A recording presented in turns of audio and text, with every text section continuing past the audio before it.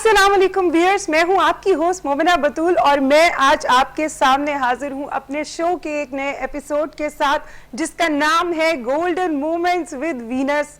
Viewers, आज के जो गेस्ट हमारे साथ मौजूद हैं वो कॉलम्स भी लिखते हैं और इसके अलावा उनका ताल्लुक जो है वो पाकिस्तान पीपल्स पार्टी से है और हमारे साथ आज हमें ज्वाइन कर रहे हैं मुस्तफ़ा बलोच साहब। तो आइए उनसे बात करते हैं और जानते हैं उनकी लाइफ के बारे में। अस्सलाम वालेकुम। अस्सलाम। क्या हाल है? कैसी हैं? ठीक ठाक। आप कैसी हैं? आप कैसे हैं? अल्हम्दुलिल्लाह। सबसे पहले तो मुझे ये बताएं कि आपका सियासत में आना कैसे हुआ? सियासत में आना ऐसे हुआ कि मेरे फादर जो हैं वो पीपल्स पार्टी में सिंस डे वन है, 50 इयर्स हो गए उनको। तो फाउंडिंग लीडर हैं पीपल्स पार्टी के, मिनिस्टर भी रहे पीपल्स पार्टी से। अच्छा। तो एक सियासी हेरिटेज आप कह लें, एक सियासी जो फैमिलीज में होता है बैकग्राउंड जो तो है आपका, उसकी वजह से एक अंदर मुझे था फीलिंग थी कि मुझे भी इस फील्ड में आना चाहिए और प्लस ये कि जाहिर है उनकी एक लेगेसी है तो I wanted to take it forward. सही। तो बस उसके लिए कर रहे हैं, लगे हुए हैं। मतलब आपकी जो इंस्पिरेशन थे वो आपके वालिद साहब बिल्कुल हैं अभी भी। बचपन से मतलब आपने उनको देखा, उन्होंने किस तरह से जी अपनी पार्टी के लिए अपनी खिदमत सर अंजाम दी। ठीक है, सियासत में आपने बचपन से अपने वालिद को जो है वो फॉलो किया, लेकिन आगे आप और पार्टी के लिए क्या बेहतरी लाना चाह रहे हैं और आपके क्या आइडियाज हैं यंग यूथ के लिए? जब मेरे फादर थे तब भुट्टो साहब थे उनके वक्त पे, और फिर जाहिर है उसके बाद मोहतरमा के टाइम पे उन्होंने मोहतरमा के साथ काम किया। अब बिलावल साहब हैं and we are almost same age. तो एक जो माइंडसेट है हमारा ऑलमोस्ट एक मतलब मैं अपने लीडर को समझ सकता हूँ, वो मेरा लीडर मुझे समझ सकता है। तो एक नया चैप्टर है ऑफ द पार्टी। तो और प्लस आजकल आप देखें कि एक यूथ का एक नया एक वक्त आया है कि आजकल आपको ज़्यादातर यूथ जो है वो वोटर्स आपको ज़्यादा मिलेंगे। बिल्कुल। और उनके ही मसले मसाइल हैं तो एक यूथ ही समझ सकता है। हालांकि यूथ के लिए बड़ा कुछ लोगों ने एक चलाया लेकिन वो नहीं कर पाए इसी तरीके से, कुछ हैं पार्टीज। बट ये कि पीपल्स पार्टी का ये है जो मुझे अट्रैक्ट की वो कि हमारे ज़ाहिर है एक तो मुझे आना ही था, लेकिन मेरे जो लीडर हैं वो यंग हैं, वो लोगों को समझते हैं, लोगों के इश्यूज को, खासकर नौजवानों के मसले मसाइल को। तो that is the reason I am in this party और अल्हम्दुलिल्लाह it's like a family. I know, but बाकायदा आपने इस पार्टी को कब ज्वाइन किया? कितने साल हो गए आपको पाकिस्तान पीपल्स पार्टी के साथ? मैंने तो बाकायदा आप कह सकती हैं मैंने जो आंख खोली है मैंने इस पार्टी में ही देखा है। चाहे वो तो बचपन से आपने अपने पेरेंट्स को देखा, लेकिन आपने कब, कितने अरसे से इस पार्टी को ज्वाइन किया? प्रैक्टिकली आप कहें आफ्टर माय एजुकेशन और जो कह लें 2016 ऑनवर्ड्स आप कहें कि मैंने जो है वो प्रैक्टिकली ग्राउंड पे पॉलिटिक्स शुरू की। उससे पहले तो जाहिर है मेरे वाले साहब 2018 में और 13 में इलेक्शंस कंटेस्ट रिसेंटली किए थे उन्होंने, तो उस पर भी मैं उनके साथ ही होता था। लेकिन अब जो प्रैक्टिकली पूछ रही हैं तो वो 2017 से आपने ज्वाइन किया? 16-17 यस। तो आपका जो है इंटरेक्शन हुआ बिलावल के साथ, मतलब आप उनके साथ होते हैं? बिल्कुल। तो कौन सी उनके अंदर एक उनकी मदर की कोई एक परछाई या उनकी कोई बात नजर आती है आपको? वो तो उनको आप देखती, आप जब उनको देखेंगी तो आपको वहीं से बहुत एक उनका एक मोहतरमा का एक वो नजर आएगा, बिल्कुल वो जिस तरह मोहतरमा की एक झलक नजर आएगी और जिस तरह मोहतरमा का बात करने का वो और सारा कुछ। तो बिलावल साहब की प्लस ये कि he is very humble, he is very nice और वेरी डाउन टू अर्थ। आपको मतलब वो वाली चीज़ नज़र नहीं आएगी जो बाकी पार्टीज में जो लीडर्स होते हैं, जो गैप नज़र आता है उनके और पार्टी के सेकंड टियर लीडरशिप में या दूसरे जो पार्टी के लोगों में, ये चीज़ आपको बिलावल साहब के साथ नज़र नहीं आएगी। वो बड़े हम्बल हैं, बड़े डाउन टू अर्थ हैं, खुल के बात करते हैं, सुनते हैं, एडवाइस भी लेते हैं। सही। तो और प्लस ये कि वही आपकी मैंने जो आपको बताया कि वो जो सेम एज ग्रुप है उससे ज़्यादा एक मुझे एज मिलता है, फ़ायदा मिलता है कि मैं उनसे अपनी बात कर सकता हूँ, खुल के बात कर सकता हूँ। वो ज्यादा बेहतर तरीके से आप दोनों की म्यूचुअल अंडरस्टैंडिंग से मतलब होती है बातें। जी। आगे जो है बिलावल जो है, आपको लगता है कि वजीर आजम अगला जो है वो बिलावल बन सकेंगे? बिल्कुल इंशाल्लाह। देखें आप ये चीज़ नोट करें ना कि पाकिस्तान की वाहिद पार्टी है जिसने 50 इयर्स हो चुके हैं हमारी पार्टी को। बिल्कुल। ऐसी कोई पार्टी नहीं है जिसको 50 साल से ऊपर हुआ हो। सेकेंडली इस पार्टी ने 2 लीडरशिप्स उनकी सैक्रिफाइस हुई हैं, शहीद हुए हैं। बिल्कुल। उसके बाद भी पार्टी जिंदा है। तो एक पार्टी के लिए बहुत बड़ी बात होती है। कोई पार्टी ऐसी नहीं है पाकिस्तान में जिसकी कोई लीडरशिप ने सेक्रीफाइस दिया और उसके बाद भी पार्टी चल रही हो। तो ये वाहिद पार्टी है जिसमें भुट्टो साहब के बाद मोहतरमा ने लेगेसी संभाली, मोहतरमा के बाद बिलावल साहब ने लेगेसी संभाली। बहुत एक मुश्किल मरहला होता है, लेकिन बिलावल साहब ने उसको बड़े जबरदस्त तरीके से वो किया। आज आप देखें पार्लियामेंट में जिस तरह वो स्पीच करते हैं, तो he is the only one जो हुकूमत को ललकारते हैं उनके गलत चीजों पे और उनके जो गैर अवामी फैसलों पे। तो he is the only one, और उनकी आवाज बड़ी जबरदस्त तरीके से पार्लियामेंट में वो आती है, रिफ्लेक्ट होती है पब्लिक को। Public is very much connected with him and very hopeful. तो इंशाल्लाह हमारी पूरी कोशिश और हम मेहनत करेंगे कि बिलावल साहब अगले मुल्क के वजीर आजम बने, ताकि इस मुल्क में जो नौजवान तबका है उनके मसले मसाइल हकीकी तौर पे हल हो, सिर्फ ज़बानी कलामी हल ना हो, हकीकी तौर पे हल हो। आप से एक और सवाल है कि आप अभी जो मौजूदा हुकूमत चल रही है उसके बारे में क्या कहना चाहेंगे?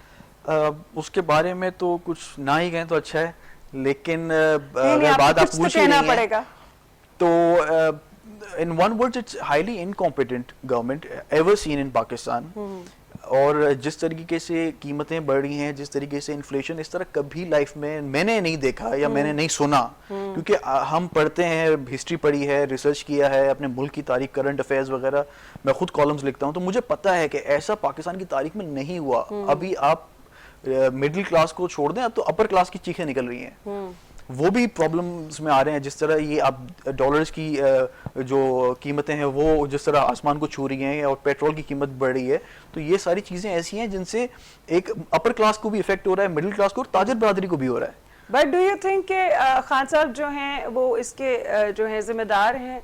अब इसमें उनका तो कसूर नहीं है, जब उनकी हुकूमत आई तो कोविड आ गया। देखिए, कोविड से पहले ही इकोनॉमिक जो नंबर्स थे वो अच्छे नहीं थे, रिफ्लेक्ट नहीं हो रहे थे। पहले कंफ्यूजन थी, असद उमर को लाए 6 महीने के अंदर उसको फारिग कर दिया और उसको 3-4 साल तक पिच किया इन्होंने कि ये बड़ा जबरदस्त फाइनेंस मिनिस्टर होगा, ये कर लेगा, वो कर लेगा, और वही 6 महीने में। And what do you think, what is the reason behind this कि हर 6 महीने बाद वो एक नया फाइनेंस मिनिस्टर अपना बंदा क्यों बदल देते हैं? डिसीजन मेकिंग नहीं है इनके अंदर, और it's like lack of vision, और इनको ये शायद नहीं पता कि, और देखिए बेसिकली ये देखिए हमें और इनमें ये फ़र्क है कि हम अगर पॉलिटिक्स करते हैं तो हम आगे के लिए करते हैं क्योंकि हमने जीना मरना यहीं पे। इनके बंदे जो हैं फिलहाल कैबिनेट में या हुकूमत चला रहे हैं, वो जिस दिन खान साहब की हुकूमत जानी है आपको ये सब भागेंगे ब्रीफकेस लेके दुबई, कोई लंदन, कोई अमेरिका, कोई यहाँ नहीं बैठेगा। इनकी कोई, आप देखें ना कि जिस तरह शहबाज गिल हो गए, ये आपके ये अपना फवाद चौधरी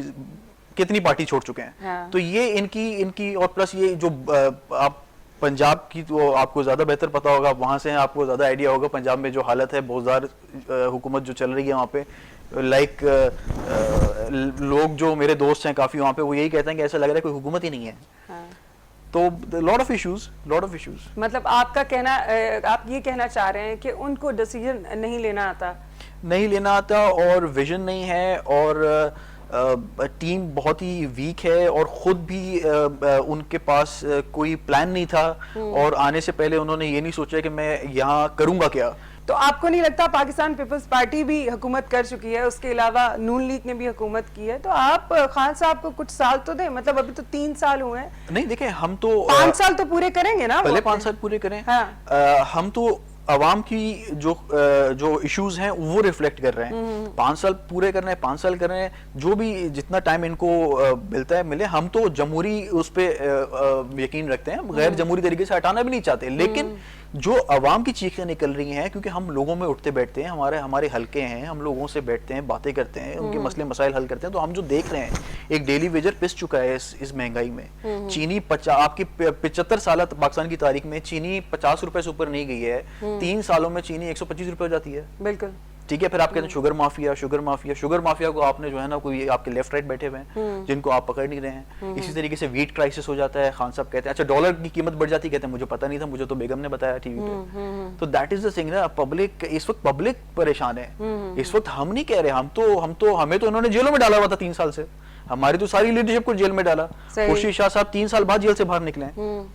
तो हम अपने लिए नहीं कह रहे, हम पब्लिकली कह रहे हैं कि पब्लिक इस वक्त रिलीफ चाहती है। बट आपको क्या लगता है, पब्लिक को वजीर आजम चुनना नहीं आता, या फिर वो वोट जो है वो that's a big question mark actually.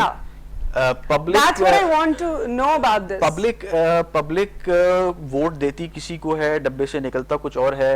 ये जादू होता है, ये क्या होता है? आरटीएस सिस्टम रुक जाता है, 3 दिन बाद रिजल्ट आते हैं। हमारे पीपल्स पार्टी के रिजल्ट सिंध में 3-3 दिन बाद आए, ठीक है, तो हम तो बर्दाश्त करते रहे। हमने थोड़ा सा भी अगर कुछ बात की तो भाई पकड़ के जेल में डाल दो, इससे पकड़ लो, उससे पकड़ लो। तो ये सारी चीजें हमारे साथ होती रही। लेकिन ये 2018 के इलेक्शंस बहुत बड़े क्वेश्चन मार्क है इस पे, ठीक है। खान साहब खुद तो 4 हल्के करते रहे, सही, आपको याद होगा जब इनके 2013 के इलेक्शन के बाद। लेकिन इस इलेक्शन पे तो इतने सवाल उठे। अच्छा, फिर ईसीपी जो इलेक्शन कमीशन है हमारा, ये उसके खिलाफ भी खुद हो गए कि भाई इलेक्शन कमीशन फेवर कर रहा है ऑपोजिशन को कुछ इलेक्शंस में। हालांकि ऐसा नहीं था, इलेक्शन कमीशन के जो चेयरमैन है वो अपॉइंटेड बाय प्राइम मिनिस्टर होता है। तो आपने अपॉइंट किया, वो हमें कैसे फेवर करेगा?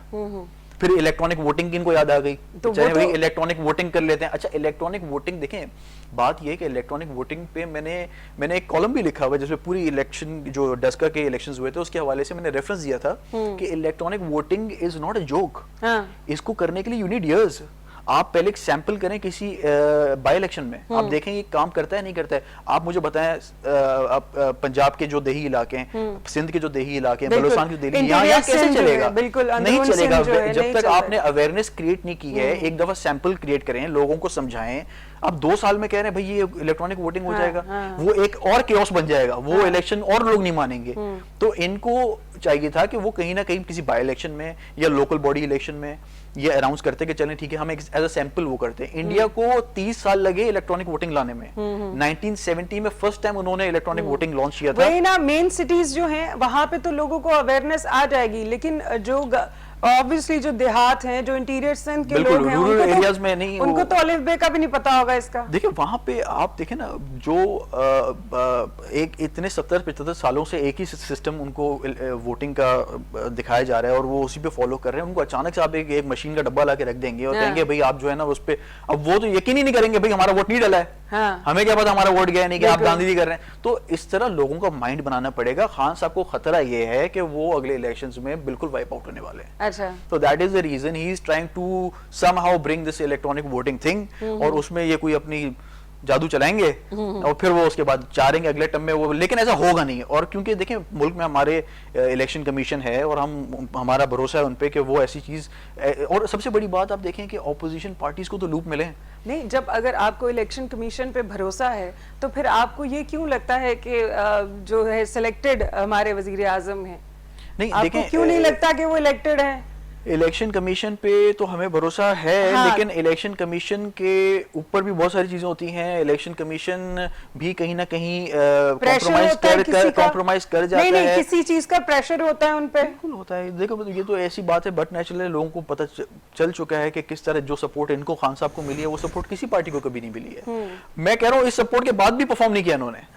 अफसोस की बात तो ये है कि इस सपोर्ट के बाद तो कम से कम इनको कराची को पेरिस बनाना देना चाहिए था। But they said they don't have even a single penny in a गल्ला in everything। उनके पास था ही नहीं कुछ। उनका कहना है पहले की हुकूमतें सब लूट लाट के चली गई हैं। देखें अगर इनके पास नहीं था तो आप रातों रात तो लोगों से टैक्स बढ़ा के, रातों रात ताजिरों को डरा के, उन पे सख्तियां करके तो आप मुल्क को अमीर नहीं बना सकते ना। It takes time. आपका मुल्क एग्रीकल्चर रिच कंट्री है, आप उसको एग्रीकल्चर की तरफ ज्यादा फोकस करते। आपने तो एग्रीकल्चरिस्ट फार्मर्स को तो पीस दिया आपने उन पे खाद पे इतनी वो लगाई, आपने सख्तियां लगाई, इतना महंगा कर दिया उसको, और फसल से उनको जब प्रॉफिट ही नहीं हो रहा तो वो कहां से ऊपर जाएंगे। सिमिलरली आप पानी का मसला देख लें, पानी नहीं होगा तो कहां से फसल होगी। पानी जो है वो सिंध में तो बड़ा क्राइसिस था पानी का, जो यहाँ पे जो फार्मर्स थे वो बेचारे बड़े परेशान थे। तो कहने का मकसद है कि पैसे की बात नहीं थी, बात ये थी कि उनको बस एक दफा वजीर आजम बनना था। अच्छा, वो बन गए, यानी कि आपको लगता है उनका ख्वाब पूरा हो गया। आपको लगता है सिर्फ एक रात का वो जो ख्वाब होता है किसी का भी, तो वो उनका ख्वाब था, वो उनका ख्वाब था। और ये थर्ड पार्टी सिस्टम का एक जो फॉर्मूला है ना, ये फ्लॉप हो गया। ये जो जिसका भी फॉर्मूला था ये फ्लॉप हो गया, ये नहीं चल सकता। आपको एक नेचुरल पार्टी, देखिए पीपल्स पार्टी एक नेचुरल पार्टी है, सही, वो किसी ने रातों रात कहीं डिसाइड करके नहीं बनाया उसको, ठीक है। तो आप एक पार्टी को नेचुरल तरीके से अगर कोई क्रिएट होती है तो उसको रहने देना। आप एक आर्टिफिशियल पार्टी, एक रातों रात 2011 के जलसे के बाद भाई लोग ज्वाइन करना शुरू हो जाते हैं, जहाजों के जहाज आ रहे हैं भाई, जहांगीर तरीन साहब के, फलाना बंदा आ रहा है, फलाना बंदा आ रहा है, इस तरह तो इनकी पार्टी बनी है। सही। और वही जहांगीर तरीन जिन्होंने मेहनत की उनको खान साहब ने साइडलाइन कर दिया। बिल्कुल। सो ही इज अ सेल्फिश गाय। हाँ। तो पॉइंट इज के बात पैसे की नहीं है, बात विजन की है, बात लैक ऑफ विजन की है, बात लैक ऑफ स्ट्रेटजी की है। अभी आप कहते थे मैं उधार नहीं लूंगा, उधार नहीं लूंगा, उधार नहीं लूंगा, अब आप उधार ले रहे हैं हर जगह से, ठीक है।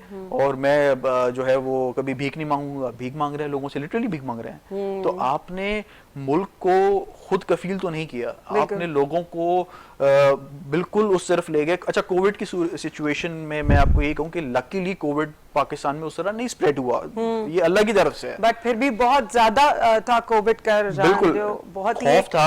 एक हार्ड टाइम गुजारा है इस कौम ने, कि जब अपने ही घर जाने से पहले आपको फुल सैनिटाइज्ड होके अपने बच्चों को वो भी डरते डरते मिलना पड़ता था। और खासकर अपने जो it was very tough time for all Pakistan. जो आपके घर में बड़े हैं, पेरेंट्स हैं, किसी के ग्रैंड पेरेंट्स हैं, तो उनको ज्यादा परेशानी होती थी और डर लगता था ना। और ये भी हुआ है बहुत केस में कि जो जहां ट्रैवल करके गया तो वहीं फंस गया। बिल्कुल, ऐसे बहुत केसेस हुए। और फिर वहां पे उसको आइसोलेशन में रखना पड़ा। बिल्कुल, मतलब पूरा हफ्ता मेरे ख्याल में 10 दिन तक आइसोलेट करना पड़ता था, और फिर उसके बाद वो बेचारा बंदा जो है वो कहीं जाके काम कर सकता था। बट अल्हम्दुलिल्लाह covid has been shrinking down Pakistan में, और वर्ल्ड वाइड भी बहुत रेशियो कम हो गया। बिल्कुल, हम अपनी बात को यहीं से शुरू करेंगे, मुझे जाना है एक ब्रेक पे।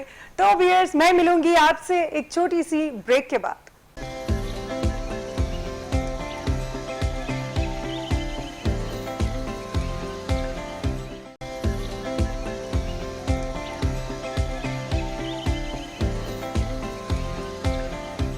वेलकम बैक व्यूअर्स, हम लोग बैठे हैं इस वक्त मुस्तफ़ा बलोच के साथ, जिनका ताल्लुक पाकिस्तान पीपल्स पार्टी से है, और हम बात कर रहे थे कोविड की। तो कोविड का जो एक पूरा वो एक सिनेरियो आया था पूरी कौम के लिए, एक बहुत ही मुश्किल और टफ टाइम था। तो आप कह रहे हैं कि लकीली कोविड जो है वो ज्यादा पाकिस्तान में नहीं फैला था, लेकिन पाकिस्तान में बहुत ज्यादा अमवात हुई थी उस वक्त। बहुत हुई थी। देखिए, मेरे ख्याल में ये भी एक रीजन है कि पाकिस्तान में लोग लेकिन अभी तो बहुत कम हो गया। साफ सफाई का ख्याल रखते हैं लोग, ये भी एक रीजन है, क्योंकि ये कोविड साफ सफाई होती है, लोग हाथ वैसे ही धोते हैं। पाकिस्तान में ये कल्चर तो है पाकिस्तानियों में, तो दैट इज ऑल्सो रीजन के। और ये कुछ जो नमाज पढ़ते हैं, नमाज पढ़ने से पहले वजू करते हैं, तो जाहिर है उससे आप हाइजीनिक हो जाते हैं। तो उससे एक चीज ये है कि आप साफ सुथरे रहते हैं, तो वो भी एक रीजन है कि अल्हम्दुलिल्लाह यहाँ पे कोविड उस तरह स्प्रेड नहीं हुआ।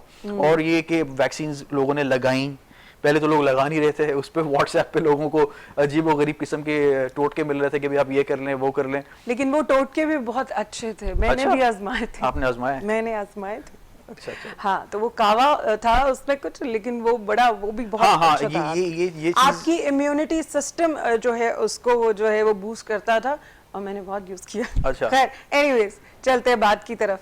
बस इसमें देखें ना, हर बंदे की इम्यूनिटी डिफरेंट होती है। हाँ। कुछ लोग जल्दी कोप अप कर लेते हैं, जैसे मुझे कोविड हुआ था तो मैं बहुत, मतलब मुझे पता नहीं चला था कि मुझे कोविड हुआ है। एक्सपीरियंस मतलब it was like the first day it was like serious fever था, बट उसके बाद द नेक्स्ट डे मुझे डाउट हो गया कि मुझे कोविड हो गया। अच्छा। तो मैंने बहरहाल टेस्ट वेस्ट कराया, तो उसके बाद आया कि भाई आई एम पॉजिटिव। रमजान की बात है। अच्छा। तो देन तो आपने अपने आप को आइसोलेट कर लिया उसी वक्त घर जब में? मुझे सिम्टम्स हुए मैंने आइसोलेट कर लिया घर में, और फिर मैंने ऑब्वियसली सबके जो फैमिली के सबके टेस्ट करवाए, तो उसमें फिर निकल आए सारे तकरीबन। My mom and my brother as well. Now they are safe now. हाँ, my mom got little bit affected क्योंकि वो जाहिर है उनको खांसी वांसी पहले भी होती थी, but अल्हम्दुलिल्लाह she's fine. तो इसमें ये होता था कि अगर किसी भी इंसान की इम्यूनिटी सिस्टम जो है वो जरा वीक होता था, तो उस पे ये बहुत बुरी तरह अटैक करता था। बिल्कुल बिल्कुल। और मैंने ये भी देखा है, जैसे वैक्सीनेशन के टाइम पे भी बहुत लोग बहुत अवॉइड कर रहे थे, और मतलब वो अवॉइड कर रहे थे, वो कह रहे थे कि एक मेरे पास भी मैसेज आया था कि अवाम जो है वो कोविड से नहीं डरती, वो वैक्सीनेशन करवाने से डर रही थी। एग्जैक्टली। तो मतलब बहुत सारे लोग कहते थे क्या होता है, वैक्सीन में चिप होती है, चिप्स बंदे के अंदर चली जाती है, मैग्नेट और कुछ इस तरह की। Seriously I heard about this कि चिप होती है और आपकी एक एक चीज, आपकी सांस भी, मतलब लोग सुना करेंगे, मतलब इस तरह की बातें होती है। My father was the first one to get vaccinated in our house. Even like a lot of people, my mom was scared कि भाई ये पता नहीं वैक्सीन क्या क्या खबरें हैं, क्योंकि हो जाता है ना, लोग को आजकल हर बंदा व्हाट्सएप पे है, हर बंदा सोशल मीडिया पे है, तो वही किसी ने बोले नहीं लगाओ भाई ये। तो my father was like no, he was the first one कि कोविड आया and he isolated himself. एक सियासी बंदा होने के बावजूद अच्छा मैंने जो देखा उनको कि he was very much aware of the consequences, और उन्होंने अपने आप को आइसोलेट किया। वैक्सीन भी उन्होंने पहले लगाई। आज भी वो इतनी अपनी मेल मुलाकात ज्यादा नहीं करते कोविड की वजह से। तो कहने का मकसद है ऐसे, अब उनको देख के हमने भी ये वो किया कि बट अब क्या करें, कुछ चीजें हैं, दुनिया तो चल रही है, मिलना जुलना है लोगों से, वो हम खत्म नहीं कर सकते। बट ये कि होपफुली कोविड खत्म हो पूरा। नहीं, बिल्कुल तो, ऐसा ही है, लेकिन अभी भी कोविड जो है वो पूरी तरह से खत्म नहीं हुआ है। अभी जो नया वेरिएंट जो यूरोप में आया है, यूके में भी आया है, व्हिच इज वेरी स्कैरी कि उसका कोविड टेस्ट में भी नेगेटिव आ रहा है, बट स्टिल लाइक सिम्टम्स थोड़े डिफरेंट है उसके। लेकिन ऐसा भी बता रहे थे कि जिन्होंने वैक्सीनेशन करवाई, जिन्होंने वैक्सीन्स लगवाई, उसके बाद भी कोविड हो रहा है लोगों। हाँ, तो वैक्सीन इज लाइक वैक्सीन के बाद कोविड तो आपको हो सकता है, लेकिन it will be mild. It will be mild. Like my brother, he got vaccinated and then he got COVID.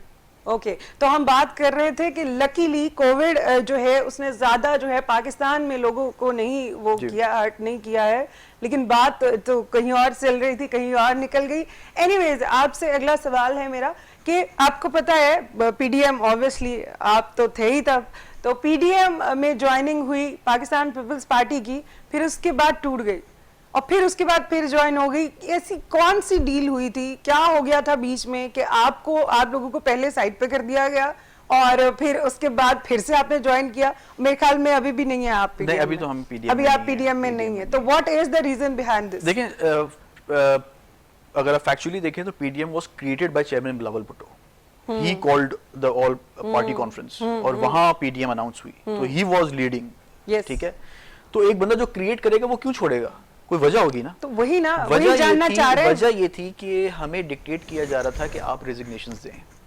अच्छा, ठीक है, अब रेजिग्नेशंस आप हमें डिक्टेट कर रहे हैं, बैठे आप खुद लंदन में हैं, हम यहाँ पे जेल फेस कर रहे हैं, हम यहाँ पे केसेस फेस कर रहे हैं। वो तो आपको पता है, वो तो इलाज कराने गए हैं ना, बस वो लंबा ही इलाज चला गया उनका। तो कहने का मकसद है कि हमारी लीडरशिप यहाँ पे नैब के केसेस भुगत रही है। हाँ। हम यहाँ पे इस्तीफे देते हैं, हम एक ऑल इन ऑल गवर्नमेंट को अपनी छोड़ के सिंध गवर्नमेंट को हम इस्तीफे देते हैं। तो हम उस इस्तीफे के बाद क्या एक्सपेक्ट करें कि क्या वाकई में खान साहब चले जाते उस इस्तीफे के बाद या नहीं जाते? अगर हम इस्तीफे देते थे और इन्हीं सीट्स पे बाय इलेक्शन में जो है ना वो हम बायकॉट करते, क्योंकि ऑब्वियसली वापस लड़ने का तो फायदा था नहीं, तो फिर खान साहब अगर उन सीटों पे आ जाते तो फिर वो तो और मजबूत हो जाते। तो सियासत में देखें, पीपल्स पार्टी ने ये सीखा है, 80s में भी बायकॉट एक दफा से हुआ था, लेकिन हमें नुकसान हुआ था। तो हमने यही कहा, मियां साहब कन्विंस किया मरियम बीबी को, मियां साहब को, कि भाई आप या तो खुद आए फ्रंट पे हमारे साथ लीड करें, देते हैं हम इस्तीफे, या तो आप ये करें कि आप कम से कम एक लॉन्ग मार्च करें, इस्लामाबाद तक जाएं, प्रोटेस्ट करें, उसके बाद अगर कोई आखिरी स्टेप होता है that will be resignation. Resignation should be the last resort. अब आप इनकी पंजाब गवर्नमेंट होती, आपको क्या लगता है कि ये इस्तीफे देते? कभी नहीं देते। बिल्कुल। हम देखें, हमें कोई सिंध गवर्नमेंट से कोई वो नहीं कि हम कोई बैठे यहाँ पे कोई मराद ले, हम ये कह रहे हैं कि एक गवर्नमेंट है जो डिलीवर कर रही है, परफॉर्म कर रही है, उसको आप छोड़ के इनके हवाले कर दें, यहाँ के लोग भी और बेचारे परेशान हो जाएं, तो ये तो कोई प्रैक्टिकली वायबल ऑप्शन नहीं है। तो दैट इज द रीजन हमने कहा कि भाई हम फिर आपके रास्ते अलग, फिर हमारे रास्ते अलग। तो पीडीएम ने कौन से इस्तीफे दे दिए आप बताएं? नहीं दिए। मौलाना साहब ने कोई इस्तीफे नहीं दिए, उनके बेटे आज भी एमएनए हैं। इसी तरीके से पीएमएलएन ने भी कोई इस्तीफे नहीं दिए। हमने उल्टा ये इनको रास्ता दिखाया कि आप बाय इलेक्शन कंटेस्ट करें। इन्होंने कहा नहीं, हम बाय इलेक्शंस का बायकॉट करेंगे। बाय इलेक्शन का बायकॉट करने का मतलब है आप क्लीन स्टेज दे रहे हैं खान साहब को कि भी आ जाएं, लड़ लें, आप ही लड़ लें, हम तो है नहीं ग्राउंड में। तो बाय इलेक्शन से फायदा क्या हुआ? केपीके से परवेज खट्टक के घर की सीट पीटीआई हार गई, कराची से पीटीआई मलिर की सीट हार गई, NA 249 जो बल्दिया की सीट थी पीटीआई हार गई, जो फैसल वावडा की सीट थी, ठीक है, और पीपल्स पार्टी जीत गई। इसी तरीके से पंजाब में डस्का के इलेक्शन में पीटीआई को काफी नुकसान हुआ। पीटीआई वो वोटिंग कुछ मसला हुआ था, उसके बाद वापस रिपोल हुआ था कुछ जगहों पे, तो वो भी पीटीआई लूज करेगी। तो पीटीआई को नुकसान हुआ और ऑपोजिशन को फायदा हुआ। बिल्कुल। ये नजरिया किसका था? जरदारी साहब का। अच्छा। आप लड़ें, ग्राउंड को, मैदान को खाली ना छोड़ें, ये उन्होंने मशवरा दिया, जिस पे पीडीएम ने स्टिक किया, फायदा हुआ उनको। फिर आई सेनेट के इलेक्शंस की बारी। जब सेनेट इलेक्शंस हुए तो सेनेट इलेक्शंस में भी आप, इनका इरादा था सेनेट इलेक्शंस में भी ऐसे ही आप छोड़ दें। हमने कहा सेनेट इलेक्शंस को आप कैसे छोड़ सकते हैं? सेनेट में अगर आप अपनी वर्थ दिखाएंगे, ठीक है, तो आप कम से कम पूरे पाकिस्तान को नजर तो आएगा ऑपोजिशन फाइट कर रही है। बिल्कुल। तो हमने सेनेट में एटलीस्ट इस लेवल तक खान साहब को पहुंचा दिया कि खान साहब को वोट ऑफ कॉन्फिडेंस लेना पड़ा। क्योंकि वो जो उनके फाइनेंस मिनिस्टर थे हफीज शेख साहब, वो सीट लूज कर गए, वो सीट लूज कर गए और वो सीट गिलानी साहब जीत गए। तो गिलानी साहब जीते तो दैट शोड के पार्लियामेंट में पीटीआई की मेजोरिटी वीक हो गई। बिल्कुल ठीक है, तो in that case prime minister lost confidence, so he had to take vote of confidence. Vote of confidence जब उन्होंने लिया तो वो किस तरह लिया वो आपको ही पता है। इनके बंदों को पकड़ पकड़ के लाया गया कि जाओ वोट दे के आओ। बिल्कुल, तो ये एक सियासी जरदारी साहब की विजडम थी जिसकी वजह से खान साहब को यहाँ तक हम लेके he became week at that day. तो पॉइंट इज कि अब आगे पीडीएम किस तरफ जाना चाहती है, दैट इज देयर प्रायोरिटी। बाकी हम इंडिपेंडेंटली ऑपोजिशन कर रहे हैं। आज भी बिलावल साहब लाड़काना में एक जगह पे जाके लोगों को कन्विंस कर रहे हैं कि हम इसी महंगाई के खिलाफ एहतजाज करेंगे, लोगों को मोबिलाइज कर रहे हैं। He is with the people. तो इसका मतलब ये है कि वो आपसे इस्तीफे लेके और ये कहना चाह रहे थे कि आप मैदान छोड़ दें। एग्जैक्टली अब उस का उनको भी नुकसान होता, हमें भी नुकसान होता। अब वो बेसिकली जो हमें लगता है, अब लग रहा है कि वो मरियम बीबी खुद पार्लियामेंट में है नहीं। हाँ। अब उनको ये शायद वो चाह रही थी कि पीपल्स पार्टी पार्लियामेंट से जाए, पार्लियामेंट से निकल जाए, और वो अपनी पार्टी के भी समझ लें खिलाफ हो गई एक तरीके से। मतलब उनको भी एक गलती मशहूर ट्रैक पे ले जा रही है ना, उनको तो अग्रेसिव और ये सारी चीजें।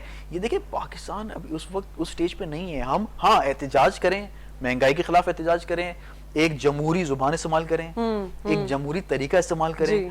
हम पीपल्स पार्टी ने बुरा, हम जेल में गए, हमने केसेस भुगते, हम कह रहे हैं जमहूरी रास्ता अपनाएं, हम कह रहे हैं कि भाई आप गलत ट्रैक ना अपनाएं, इस्तीफा वगैरह देके केओस मुल्क में ना लाएं, आप प्रोटेस्ट करें, मार्च करें। मार्च भी हमने इसलिए रोका क्योंकि कोविड की एक रीजन थी जिसकी वजह से हमने कहा कि हम लोग ये ना बोलें कि भाई एक तरफ कोविड है दूसरी तरफ आप लॉन्ग मार्च कर रहे हैं। अब क्योंकि कोविड काफी हद तक बेहतर हो गया तो हम डिसाइड कर रहे हैं कि हम किस तरीके से प्रोटेस्ट को आगे लेके जाएंगे। तो वो चेयरमैन साहब जैसे अनाउंस करेंगे इंशाल्लाह फिर उसी के हिसाब से चलेंगे। तो आपको क्या लगता है नून लीग के जो माशाल्लाह से तर्जमान है, जो हेड है, क्या बोलेंगे उनको?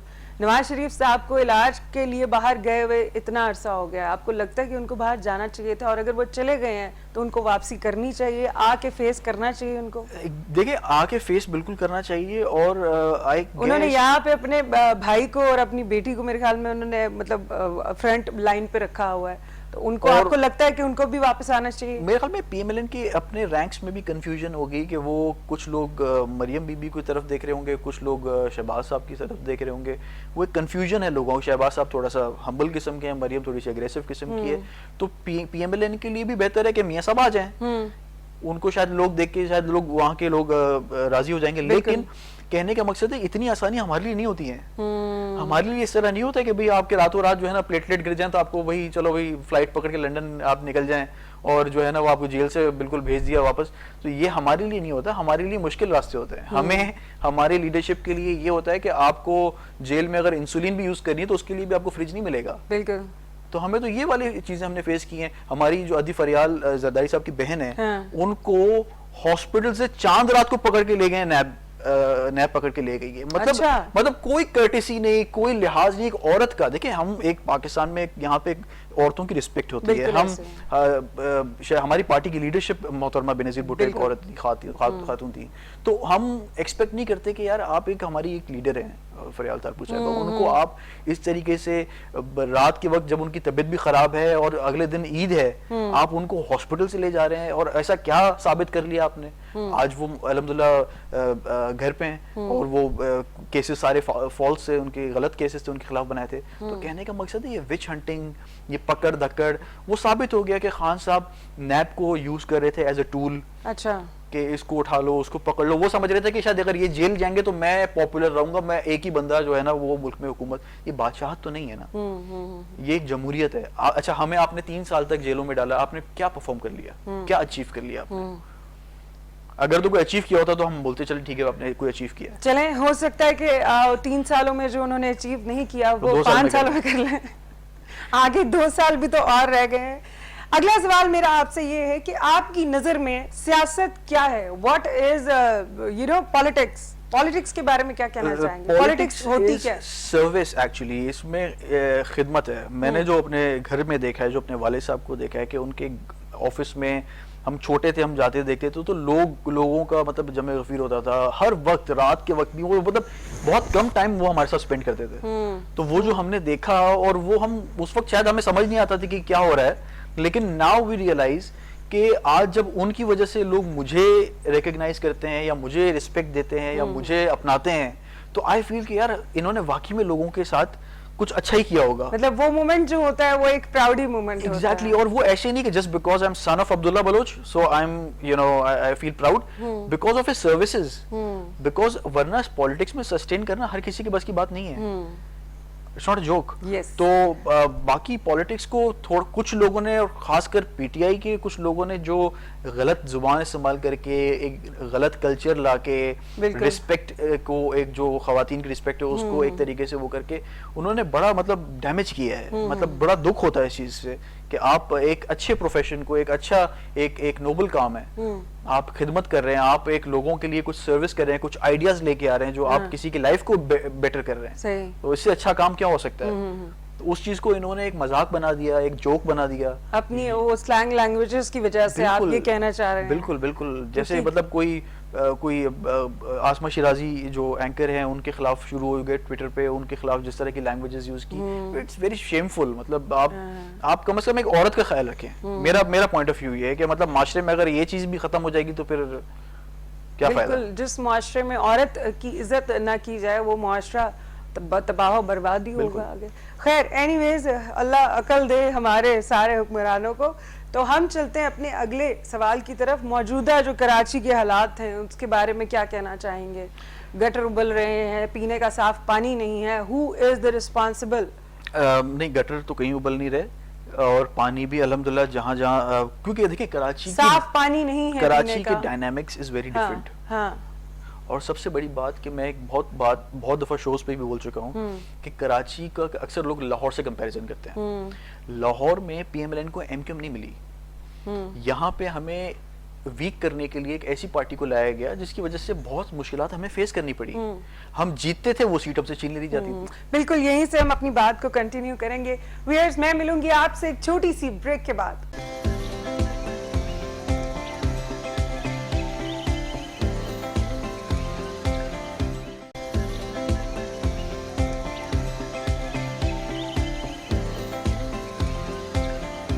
Welcome back viewers. इस वक्त हम बैठे हैं मुस्तफ़ा बलोच के साथ, जो कि पाकिस्तान पीपल्स पार्टी से इनका ताल्लुक है, और शो को थोड़ा नॉर्मलाइज करते हैं। बहुत सख्त किस्म की बातें हो रही थी, सियासी सवाल बहुत ज्यादा हो गए, लेकिन ये भी बहुत अच्छा था बिकॉज हम जानना चाह रहे थे कि आप अपनी पार्टी में रहते हुए आपकी सोच क्या है और आप क्या सोचते हैं सबके बारे में। खैर एनीवेज, हम चलते हैं अपने अगले सवाल की तरफ। मेरा अगला सवाल आपसे ये है कि बचपन में स्कूलिंग आपकी कहाँ से थी? स्कूलिंग मेरी बीवीएस पारसी स्कूल से हुई है। इट्स पारसी स्कूल, कराची में ही है। और हमारे जो एडमिनिस्ट्रेटर मुर्सवाब साहब हैं वो भी उसी स्कूल से हैं। अच्छा। He is senior than me 5-6 years. Okay. लेकिन but from the same school. हाँ। तो स्कूलिंग काफी हमारी सख्त किस्म की होती थी। अच्छा, बॉयज थे सारे? बॉयज ही थे सारे। हाँ, इसीलिए सख्त थी। तो कॉलेज आपने कहाँ से पढ़ा? कॉलेज मैंने डीएचएस है। तो वो भी लड़कों का था? हाँ, वो भी ऑलमोस्ट लड़कों का था। अच्छा, मतलब आपको ना स्कूल में ना उसमें को एजुकेशन नहीं मिली, तो यूनिवर्सिटी लेवल पे तो चलें, फिर तो कुछ अच्छा हुआ आपके साथ। फिर अच्छा हुआ। हाँ, तो को एजुकेशन था आपका यूनिवर्सिटी में? जी, यूनिवर्सिटी में। तो कभी आपको मोहब्बत हुई जिंदगी में? मोहब्बत I'm not asking her name, मैं कोई ऐसी बात नहीं पूछ रही हूँ, बस बता दें हुई या नहीं हुई, हम ज्यादा डिटेल में नहीं। हर एक नेचुरल फिनोमेना है, हर किसी को होती है, सबको होती है। आपको भी हुई? वहाँ हुई होगी। नहीं, ये तो बात है, बड़ा सियासी जवाब दे रहे हैं आप। अब आपको पता नहीं ना वो मोहब्बत है या नहीं है। हाँ, ये भी है, वो आप बताएंगे ना हमें। खैर एनीहाउ, उसके बाद आपने जो है पार्टी को ज्वाइन किया 2016 में, और आपका यूनिवर्सिटी कब खत्म हुआ था? 2015 आई गेस। तो आपको यूनिवर्सिटी में मोहब्बत हुई किसी से? नहीं, ये मैंने कब कहा? आपने बोला अभी हो मैंने कहा मोहब्बत एक जनरल फिनोमेना है, एक नॉर्मल है, हर इंसान करता है किसी न किसी चीज से, किसी न किसी शख्स से। बिल्कुल, हम ज्यादा डिटेल में नहीं जाएंगे क्योंकि चेहरे के तासुरात जो होते हैं व्यूअर्स वो सब कुछ बता देते हैं। खैर एनीवेज, हॉबीज आपकी क्या क्या हैं? हॉबीज मेरी ज्यादातर स्पोर्ट्स के अलावा पढ़ने का शौक है। स्पोर्ट्स में ज्यादा क्या खेलते हैं? क्रिकेट। तो क्रिकेट के हवाले से ही बात कर लेते हैं। आजकल आपको पता है पाकिस्तान जो है माशाल्लाह से उसने इंडिया को हराया, उसके अलावा न्यूजीलैंड को भी हरा दिया उन्होंने। तो क्या कहना चाहेंगे पाकिस्तानी टीम के बारे में? Pakistani team has surprised everybody. Yes. और जिस तरीके से इंडिया को उन्होंने पछाड़ा है, मतलब 10 विकेटें से हराना, मतलब इंडिया को, और वो भी इतने जो आईपीएल खेल के आए हैं और उनका दिमाग खराब था। सही। तो इट्स अमेजिंग, मतलब बाबर आजम की captaincy, overall team, I guess the whole team जबरदस्त। मतलब पाकिस्तान को कोई खुशी मिली है इतने सालों में। बिल्कुल ऐसा ही। और फिर उसके बाद न्यूजीलैंड ने जिस तरह मैच अपना छोड़ के जो टूर्नामेंट गए थे, that was also very issues, you know, it was security issues. काफी उसके मीम्स भी आ रहे हैं आजकल। बिल्कुल, बहुत सारे आ रहे हैं। That thing was very upsetting actually, कि ठीक है सिक्योरिटी इश्यूज होते हैं, हर किसी का जाहिर है जान की अपनी वो परवाह होती है, लेकिन उन्होंने बगैर बताए जो वो गए, दैट वाज वेरी अजीब सा था। मतलब उस पे एक पाकिस्तानी कौम के लिए एक बड़ा मायूसकुन दिन था कि यार ये क्या हुआ है, मतलब आप या तो आते ही नहीं आप। बिल्कुल। अच्छा, या तो आप रीजन बताएं तो सही, जिस हिसाब से हमारी फोर्सेस ने सिक्योरिटी दी उनको, ऐसी सिक्योरिटी तो मेरे ख्याल में जबरदस्त सिक्योरिटी थी। मतलब ऐसी सिक्योरिटी, चॉपर्स वगैरह ऊपर थे और बाकायदा और फिर भी उनको लग रहा था कि वो यहाँ पे सिक्योर नहीं है, और फिर जवाब मिल गया उनको। हाँ, फिर वो वहाँ पे सिक्योरिटी मिल गई ना दुबई में उनको जबरदस्त किस्म का। पाकिस्तान ने क्रिकेटर कौन सा पसंद है आपको? क्रिकेटर मुझे शाहिद आफरीदी। शाहिद आफरीदी, वो तो सबकी आपको पता है, शाहिद आफरीदी सबके लिए लाला है। शाहिद आफरीदी एंड शोएब अख्तर। शोएब अख्तर। और अभी के जो हमारे मौजूदा क्रिकेटर्स हैं, Babar Azam. Amazing batsman. Like और डिसलाइक्स क्या हैं आपके? क्या पसंद है आपको खाने में? पाकिस्तानी, कॉन्टिनेंटल या देसी? पाकिस्तानी खाना कभी बनाया आपने? कभी कुकिंग की है? मैक्रोनीज वगैरह। मैक्रोनीज बना लेते हैं? ये बहुत वैसे रेयर बात है। लेट नाइट होती है ना, क्रेविंग होती है, उस वक्त मैंने ट्राई किया था, हो गया सक्सेसफुल। अच्छा, वो अच्छा बना था। वरना हमारे जो भी गेस्ट आते हैं वो यही बोलते हैं कि जी मैं अंडा बॉईल कर लेता हूँ या मैं अंडा बना लेता हूँ, अंडे के अलावा कुछ नहीं आता। ये तो बहुत आसान चीज है। ये यहाँ से पता चलता है ना कि आगे मतलब हमारी जो यंग जनरेशन है वो आगे बढ़ गई है कि वो मैक्रोनीज बनाना शुरू हो गए हैं, और वो नूडल्स भी मेरे ख्याल में कुछ लोग बना लेते हैं। ऐसा मेरा पर्सनल ओपिनियन है। बर्थडे आपकी कब आती है? 12 जून। बहुत अच्छी बात है कि आप बना लेते हैं अपने लिए, लेकिन बहुत सारे लोग ऐसे हैं कि जो इंतजार करते हैं कि कोई आएगा, बहन या अम्मा या बीवी आके बना के देगी तो फिर वो खाएंगे। Wish you all the best. इसी के साथ हम चलते हैं अपने अगले सवाल की तरफ, जो कि है मेरा रैपिड फायर का सवाल। कि संडे का दिन है, आप बोर हो रहे हैं और आपके फोन में एक फोन कॉल का बैलेंस है, तो आप मुझे बताएं आप इन दोनों में से किसको कॉल करेंगे? जहांगीर तरीन को या फिर शेख रशीद को? आई गेस शेख रशीद में भी मुल्क के हालात जो चल रहे हैं पूछ लूंगा उनसे क्या हालात हैं। हाँ बिल्कुल, क्योंकि उनको तो हर एक चीज का पता होता है। जहांगीर तरीन इज लाइक अभी किसी सीन में नहीं है। अच्छा, वो अभी अंडरग्राउंड हुए हुए हैं जी। तो शेख रशीद साहब, आपको कॉल आएगी मुस्तफा बलोच साहब की, क्योंकि वो संडे के दिन अपने घर में बोर हो रहे होंगे और उनके पास सिर्फ एक ही कॉल के पैसे होंगे और वो सिर्फ आपसे बात करना चाहेंगे। इसी के साथ हम चलते हैं अपने अगले सवाल की तरफ। अगर आपको एक दिन का वजीर आजम बनने का मौका मिले तो पाकिस्तान में सबसे पहले क्या तब्दीली लाना चाहेंगे? एक दिन का वजीर आज़म पाकिस्तान में सबसे पहले तो मैं कोशिश करूँगा अपनी तरफ से कि ये सफाई और जो ग्रीनरी है इस पे अगर मैं एक दिन में कुछ भी कर सका तो दैट आई विल डू। मतलब कि पाकिस्तान की साफ सफाई का काम, ग्रीन पाकिस्तान के लिए मैं कुछ मतलब एक दिन में जितना कर सका उतना करूँगा। चलें, अगला सवाल है मेरा आपसे कि आप खाने की टेबल पे बैठे हैं, आपकी साथ वाली कुर्सी खाली है और आप उस पे किसको बिठाना पसंद करेंगे? महविश हयात को या फिर आयशा उमर को?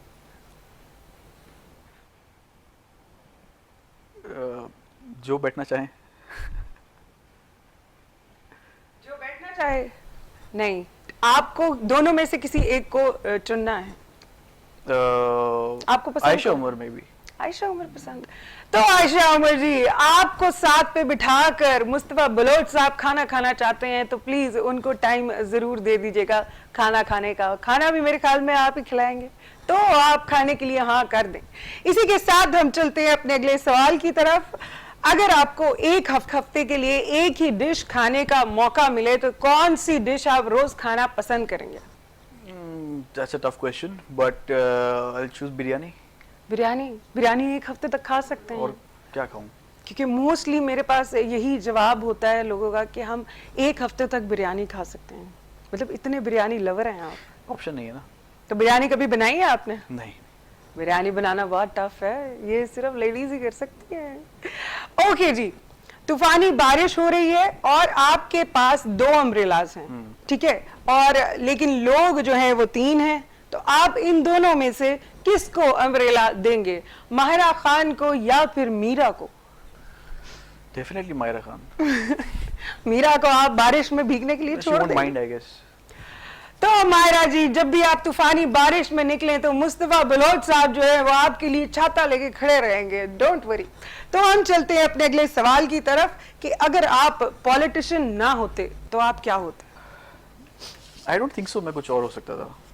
जी, तो यहाँ पे मेरे जो सारे सवाल हैं वो अपने इख्तिताम को पहुंच चुके हैं और हमारे शो का जो वक्त है वो भी खत्म होने जा रहा है। लेकिन जाने से पहले आप हमारे यंग जनरेशन को, हमारी यूथ को क्या मैसेज देना चाहेंगे? वेल, आपकी यूथ को, जो पूरे पाकिस्तान की यूथ है, I would give a message कि don't be disheartened from anything. जो सिचुएशन आज है वो कल चेंज हो सकती है, अच्छे दिन आ सकते हैं, बुरे वक्त के बाद ही अच्छा वक्त आता है। And never lose your focus. And आप कोई भी चीज़ कर रहे हैं उस पर अपना 100% दें। हाफ हार्टेडली कोई चीज़ नहीं हो सकती है, और कहीं आपको कोई अगर नुकसान होता है या लॉस होता है तो it's okay, you never lose hope. और पाकिस्तान के लिए जितना आप कर सकें उतना करें, क्योंकि Pakistan needs you. Thank you so much, आपका बहुत बहुत शुक्रिया, आपने अपना कीमती वक्त हमें दिया। और व्यूअर्स, मेरे शो का वक्त जो है वो होने जा रहा है खत्म, और मैं मिलूंगी आपसे अपने अगले शो में एक नए गेस्ट के साथ। तब तक के लिए दीजिए मुझे इजाजत। अल्लाह हाफिज।